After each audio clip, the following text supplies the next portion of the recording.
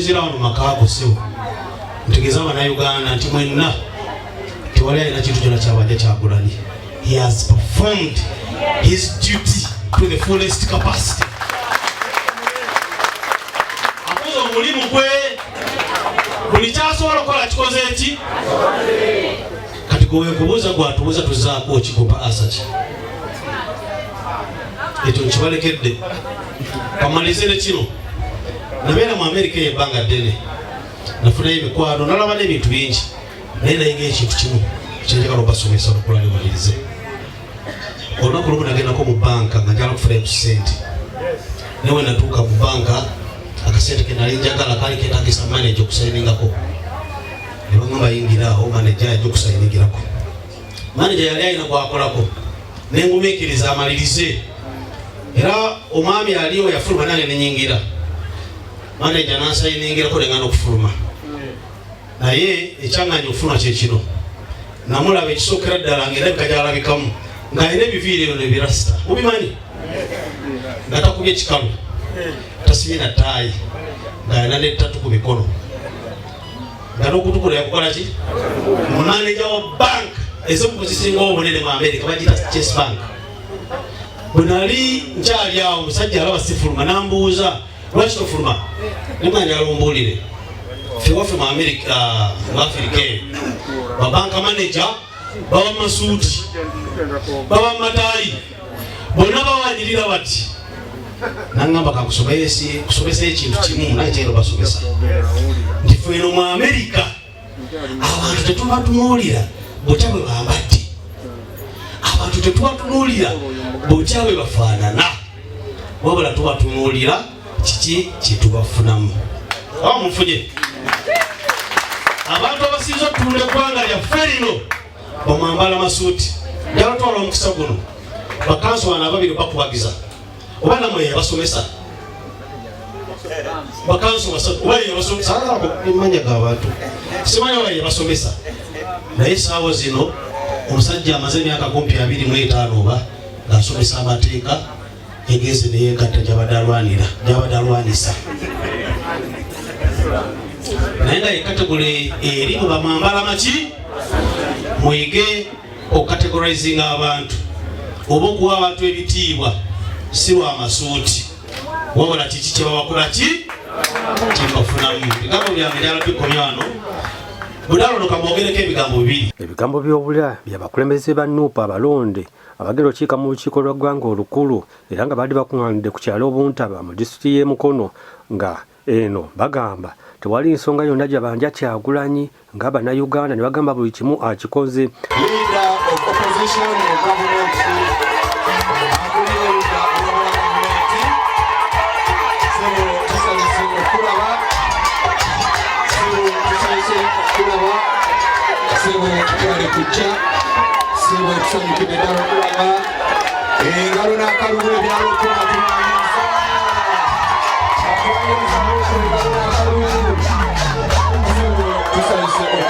Omukolo guno gwetabiddwako abaka ab'enjawulo okuva mu kibiina kya NUP bakulembeddwamu akuli oludda olwawabula gavumenti Jose Basekezi ngono yasiimye abantu b'e Mukono kubanga bakyalemedde ku nsonga n'agamba kano akaseera nabo okwatulira abo abanyaga akalulu nga bamanya ekitongole ky'ebyokulonda kyabalangirira nga si batuufu abali bawangudde. Olw'omubaka Abdallah Kiwanuka buli mwaka akola enteekateeka eno n'atuyita netujja ne tusaba ne twogera ebigambo ne tulya ne walli wakwabanga nti mwabe Mukono eno saidi mwagoba omuceere mwagala mayoni sebukansubire wateeseteese mayoni si muceere.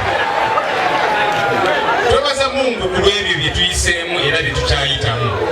Kadde waffe district kali abantu b'e Mukono eno ndaba bo bali gumite ndaba nno mukyalemeddeko era njagala kuggumiza ensonga eyo gye muliko. Akalulu kano twakayitamu ne tuwangula ku mitendera egy'enjawulo emu ku ngeri emu gye tubanja abo abatwepantiiseeko ne beerangirira bo bokka na bokka nga bannaffe abalala bagambye temubakkiriza ku mikolo gyammwe temubawa kasindaalo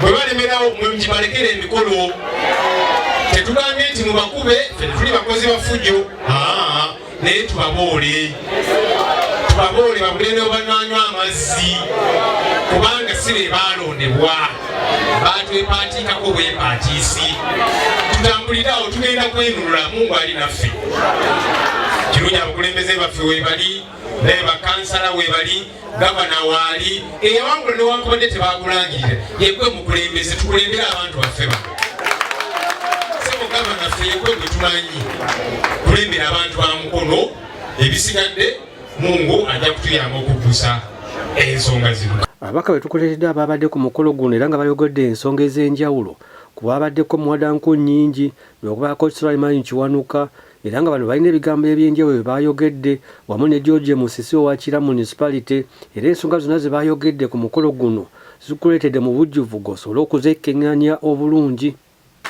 Tukimanyi nti eriyo abalufiiriddemu nga muganda waffe yatibwa wano wennyini.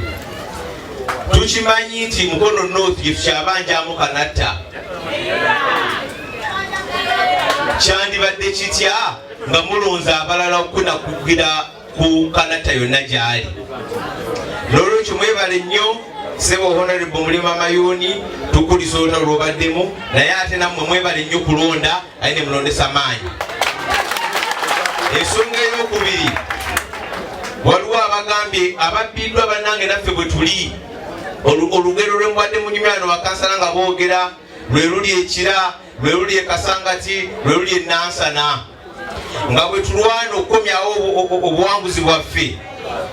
Njagala okukaatiriza omulamu ogugamba nti ababbi abo omubbi w'obululu afaanana nabbi ettooke mu lusuku afaanagana nabbi omwana bonna babbi. N'olwekyo temubawa buzindalo ku mikolo gyammwe. Singa olw'omukisa omubi kakutanda n'omusanga mu kkanisa oba ku muzikiti nga mutudde wamu awovaawo sisi tutudde walala kubanga ayinza okubbako n'engalo zo. N'ekisembayo basebo ne bannyabo njagala tukozese ekisiibo kino okusabira eggwanga lyaffe. Ekyomukisa omulungi nti ekisiibo kino Ramadhaani yakwataganye twatandise nga Abayisiraamu tuli mu kisiibo Abakristu n'Abakristaayo bali mu ki kitegeeza ndowooza basamize bokka be batakola ki nabo basaba. N'olwekyo tusabire eggwanga lyaffe kubanga President akyalira ku nsiko naye ajja kukomawo. Abantu baffe bakyabuze kuva ku 2021 Bakanatta Bawangolo Shafiiki Baddamulira bakyabuze. Tujja kufuna obwenkanya ku bo bwe batabaleeta lwakiri batulaga emaiti zaabwe bazikola ki. Bannaffe abalala bakyali mu makomera mulimu n'Abayisiraamu mubamanyi Bayasini Machete. N'olwekyo buli muntu nga bwe tusaba twegayirire Allah akakanye emitima gy'ababi kuba si kyabajjewo bw'abasiimi naye nga eggwanga lijja kutereera kubanga Allah w'amaanyi omutonzi w'amaanyi. Salaamu aleikum wa rahmatullahi wa barakatuh. Nti abantu baatuwa obululu bungi era njagala mugere enjawulo okwebaza abantu ba Mukono North okulonda muganda wange kyakusomoozebwa nti baatuwa obululu bungi naye tetwetaaya. Inshallah tujja kwetaaya naye nina kyogerako.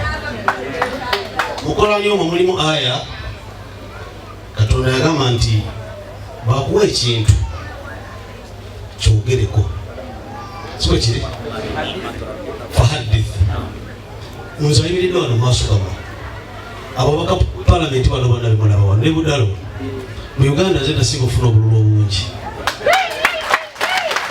era ekyo buli wenyimirira nkyogerako kuba si kyamuzannyo bale kyamuzannyo ekyo naye ku bululu bonna obungi okujja wano wamuganda nga kudala kudduwa mala kulabiriza kubanga balulu bwe twawangula ne bakola ki ne banyiiga. Nabi Muhammad sallallahu alaihi wasallam obufunze yagamba yakujabula jabula mukwena hadisi bwe namukimanyi nti bw'olaba ekintu nga kibi kikola otya kijjewo naki ate watusobodde okutama si bwe kusema eseeka waliwo omuze okuzze mu Uganda olw'abantu abalala okuwangula ate ne balangirira mbaki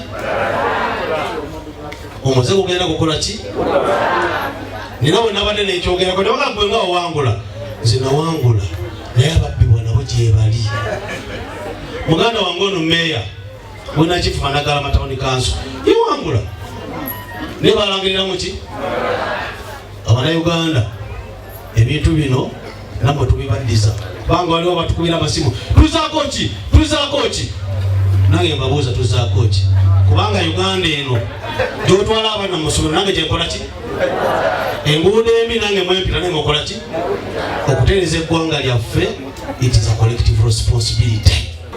Ne baganda bafa b'amadini ag'enjawulo naye mulwetera okujja poliisi egenda emmere etuuse ngekuba tiyagasi kakati poliisi mutwesonyiwe kino kisiibo. Omulundi oguwedde twali wano nalekaho nalibonamboze ng'agudde mu motoka bagamba nzirise naye simba wano era kyemmanyi naye ali mukuba nje waba tatannatuuka naye sawa mukadde waffe leader of opposition akadde waffe ne bamasheki mwenna twagala okwebaza Mukama Katonda wakati w'okusomoozebwa kwonna kwe tulimu ne kutuyiseemu. Mungu yatugamba musirikirire abeeyo. Mungu yatugamba nti mulwe mulaba olunaku nga lukedde ne luziba omwana Adamu ali mu kufaafaganibwa twolekera bizibu naye n'agamba okujjako abo bokka abagenda okusigala nga bakuutirigana ku mazima n'okukuutirigana era n'okunywera ku bugumiikiriza. Watawaswau bilhaqi watawaswau baganda bange tukuutirigane ate tuyisigale nga tuyimiridde ku mazima ate era tukuutirigane era tusigale nga tuli bagumiikiriza. Nabbi waffe Muhammad sallallahu alaihi wasallam bwe yalagibwa n'asimbula okugenda e Makka okukola hijja yatuuka mu kifo kye bayita Hudaybiya mwena mukimanyi abasajja ne bamugamba teweeyongerayo kyokka nga mulagidde Allah we ne bamugamba teweeyongerayo ne bamukozesa n'endagaano enzibu ne bamugamba ekisooka komaawo ddayo ojja kudda omwaka ogujja omubaka n'agamba nzikiriza mutuufu basahaba ne bagamba yii yandibadde ekyakiwakanya naye n'agamba nkoze eki ne bamugamba togenda na kitala kyonna kyokka agenda mbala bebe ne bamugamba singa omwaka ku kibinja tuneyegatta eno tomujjaayo byonna n'agamba akoze eki naye olw'okuba yamanya kyaliko bwe butuufu ate ge mazima bwe yatuuka omwaka bwe gwatuuka bwe yatuuka okugenda nga Mungu bwe yalaganyisa abantu bonna bagulumuluka ne bamwegattako era yamaliriza ne hijja agikoze eki agikoze. Akaseera ke tulimu kakusoomoozebwa tusigale nga tusaba tusigale ku bugumiikiriza ate tulemere ku nsonga ebitutaataaganya ebitwetoolodde tebitumala mu maanyi. Tusaba Mukama Katonda atunyweze nga tuli mu kisiibo kino naye nga mmaliriza baganda bange abasiraamu twagala tugobole mu kisiibo kino. Mungu waffe wa bujja, Mungu waffe waki, Mungu waffe tayagala amugattako ate ayagala kumusaba yekka nga bwe muyimirira mu swala buli omu n'alaajana n'agamba iyyaka na'budu wa iyyaka nti Allah gwe gwe tusinza ate gwe gwe tusaba. Abange mweziyize byonna ebisobola obataataaganya mu nzikiriza yammwe mujja kusaba Allah ajja kubaanukula kubanga gwe guno omwezi egi mu myezi egy'enkizo gye tutakoma kusabiramu mwokka naye nga mulimu n'empeera. Tusabire baganda baffe Mungu batutte n'okusabira eggwanga lyaffe n'ensi yaffe inshallah taala Mungu ajja kutwanukula. Bampadde olukusa